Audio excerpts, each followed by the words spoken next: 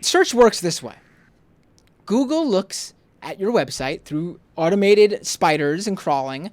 They basically find words in your articles or whatever, and they see if you're an authority on different terms. If you're a website on, here you go, I'll throw this out for you guys, on veganism, then Google will realize that you deserve to be placed somewhere, maybe not page 1 because you're a new site, or other sites are better at covering veganism than you are, but you will show up somewhere, anywhere from page 1 to a bazillion, however many websites on veganism there are out there, and they'll put you in there. However, if other authority sites, like if you got links from the New York Times, New Yorker, websites that Google already knows are the premier sources for news information on a variety of topics, and you get constantly linked to these links back from these websites, you will rise up in the search rankings. And maybe if your website becomes the authority on veganism, your website will be on page 1, perhaps even the second, third, or maybe even first link that shows up when people Google the term veganism. However, as we all know, our congresspeople are the true geniuses of the internet. They are the true search engine optimization masters. They are the SEO professionals.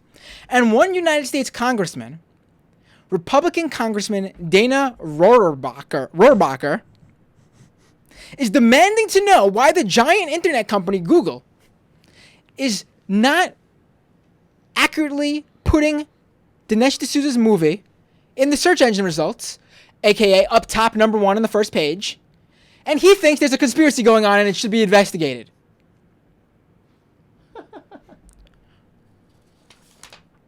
Really, Rohrabacher told The Hollywood Reporter that he's so disturbed by Google's behavior that he intends on discussing it during the House Republican Conference, which is the party caucus for the Republicans in the House of Representatives.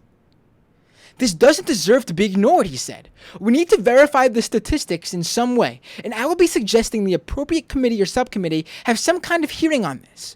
We know there were significant incidences that would suggest there were intent behind Google's non-performance. He's claiming Google purposely is out to get Dinesh D'Souza and make sure his movie America fails.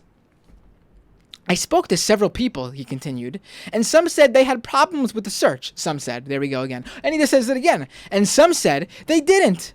If there was an intent to confuse the public about this movie because of its ideological content, then we're going to find out about it. This charge has captured the attention of those of us who see that Google has acted arrogantly in a number of areas. Are you kidding me? And he has more. I'm not threatening to shut them down. Phew. But shining a spotlight on a corporation that is acting in an abusive way can have a great impact as legislation or regulation can. If Google isn't informing the public about movies they disagree with, then that needs to be exposed.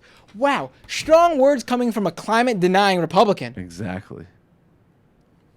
Yeah, the federal government really should investigate whether a private company is being biased against a movie distributed by a private company.